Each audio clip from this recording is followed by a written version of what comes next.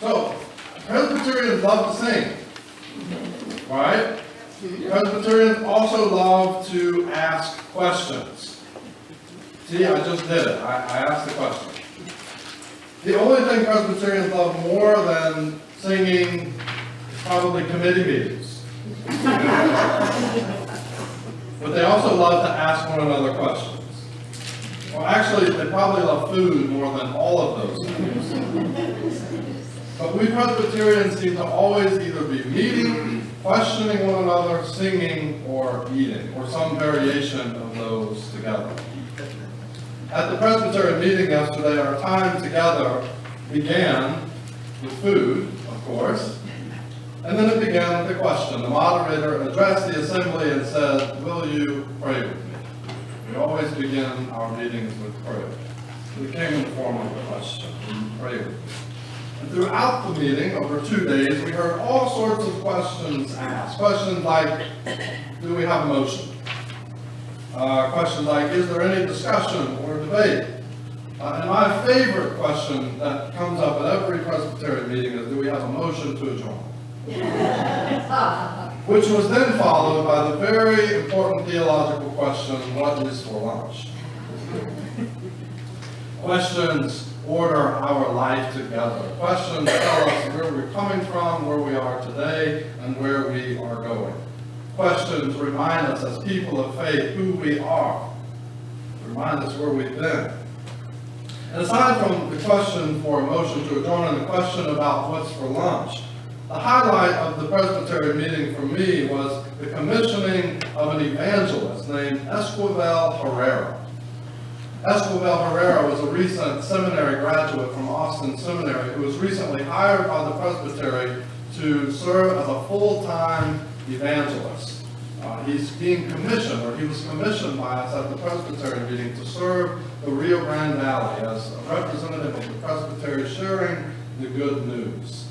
And part of this commissioning service for Esquivel was to ask him a series of questions. He came before the body, and we asked him questions like, do you trust in the Lord Jesus Christ?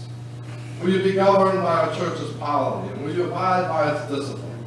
And my favorite question, will you seek to serve the people with energy, imagination, intelligence, and love? Now, it occurred to me at the Presbyterian meeting that the questions that we ask one another in the community of faith, they're important because our lives as people of faith are grounded in questions. Think about it with me this morning. Most of you in here have been following Jesus for a very long time. Your faith began with a question. Whether you were baptized as an infant or later as an adult, that journey, that baptismal journey that binds us all together, it began with a question. Either a question to you directly or to your parents and to the congregation that pledged to nurture you in the faith. Many of you were raised in Sunday school. You attended confirmation class and went on to serve faithfully in the church. At each one of those transitions, you were asked questions. All of these experiences, they begin with questions in the church. And many of our most cherished questions are either inspired by or come directly from the Scriptures. And now some of you have been asking the same questions about Jesus for twice as many years as Jesus himself was alive. And for those in here who are keeping score, that's 66 years.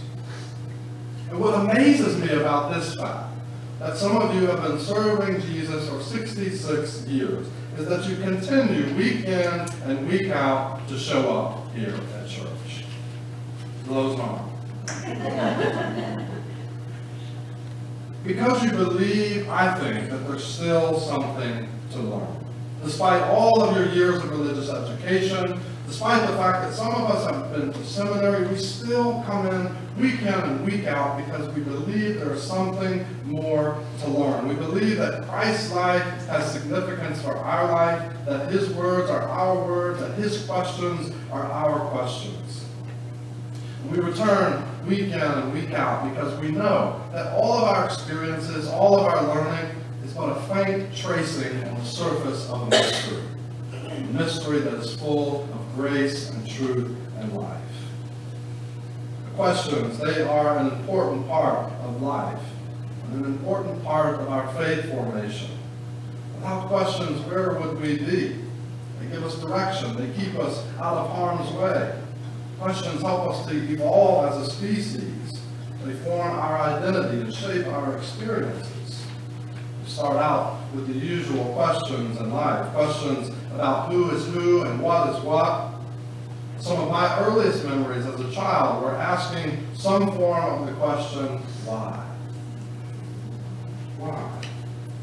And now, I can say and report to you today that the tables have turned. I'm often questioned by my daughter as we drive along in the car about all manner of things. Here's a sample of the questions I heard just this week. Dad, why is the sky blue? Dad, why do you have to go to work? I love that one. Oh, and this one I heard at the pool this week. Dad, how come boys don't have to wear shirts at the swimming pool? I honestly could not answer that. Why? Kids are so inquisitive, and I love it. The rabbis and Jesus, they knew this. They knew the value and the quality of inquisitiveness in the life of faith. In Judaism, you will find a faith that is founded on questions. Shall the judge of the earth not do justice? Asked Abraham. Why, Lord, have you brought trouble on this people? Asked Moses. Why does the way of the wicked prosper? Asked Jeremiah. And who am I that you are mindful of me? Asked the psalmist. There's an interconnection between the questions of our Jewish ancestors and the questions that Jesus himself asked. When the disciples, they aspired to learn about Jesus and the good news that he brought to the earth, his response often came not in the form of an answer, but in the form of a question. I recently read a book by Martin D. Copenhaver, and he makes this point in his book. The title of the book is Jesus is the Question. I love that title. I don't know about you, but when I was growing up, I always heard that Jesus was the answer. But this idea of Jesus being the question, it sort of suits me better. Jesus asks more questions than he is asked. In the four Gospels, Jesus asks 307 different questions.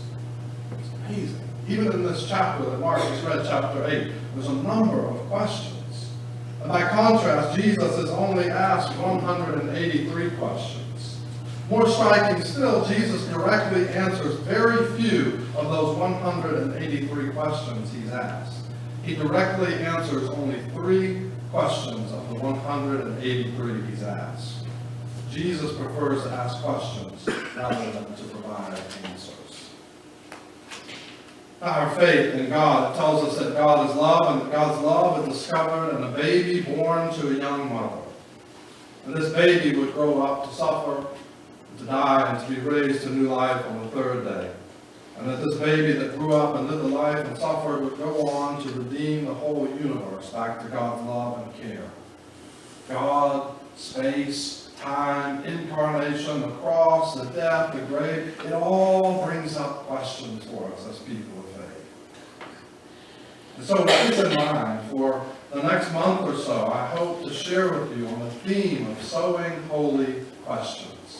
Because it's my belief that God meets us there, in the questioning, in the asking, in the inquisitiveness, in the journeying together, in the resisting of easy answers and half-truths. So each week we'll look at a different question from the Scriptures, trusting that God will meet us there. Our first question this morning comes to us from the Gospel according to Mark. There's a bit of scandal attached to this question and to Peter's response, and the question is not as straightforward as we might think. According to Mark's Gospel, Jesus asked his disciples, "Who do you say that I am?" Peter's response, "You are the Christ," has been reaffirmed by Christians throughout the ages as the basic confession of faith. Jesus begins this dialogue with the disciples with the more general question. He asks, "Who do people say that I am?" The response is some say Elijah, some say the prophets, some say this, some say that. But Jesus swiftly moves to the more personal question, but who do you say that I am? Again, Peter's response, you are the Christ. With this confession, the church first emerged on the scene of ancient history as a distinctive religious movement proclaiming that Jesus was not only the longed-for Messiah of the Jewish religion, but that he was the Savior of all humanity, Jews and Greeks alike. Yet astonishingly, immediately after this confession by Peter, we read about a dispute that broke out between Peter and Jesus over precisely what it means to confess that Jesus is the Christ. Apparently, and I can totally relate to Peter here, he did not like the idea of a suffering Messiah. And he took Jesus to task for suggesting such an outrageous and scandalous thing.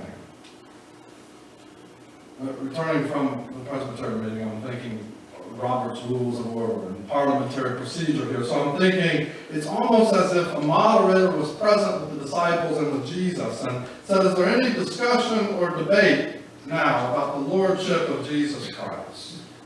And Peter raised his hand and said, yes, I have an objection. I have some questions and I have some debate about this.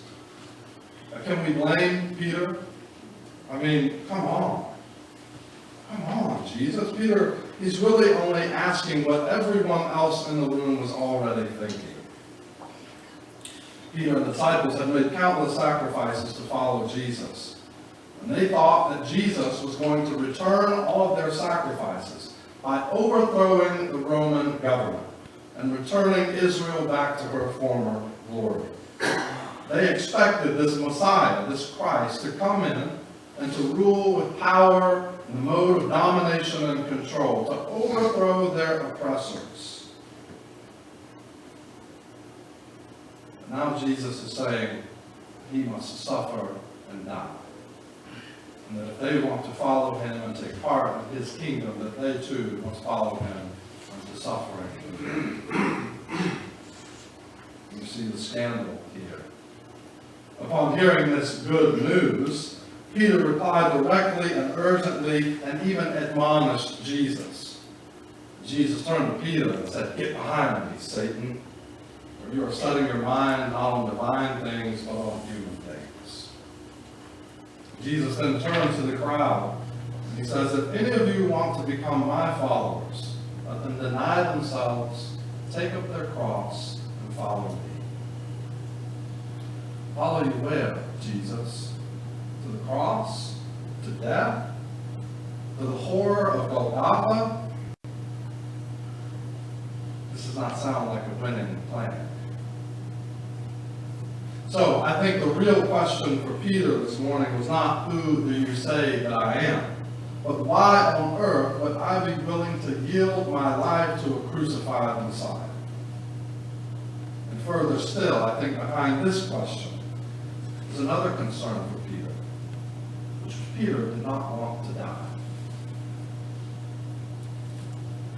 When my late mentor, Blair Money, was dying of pancreatic cancer,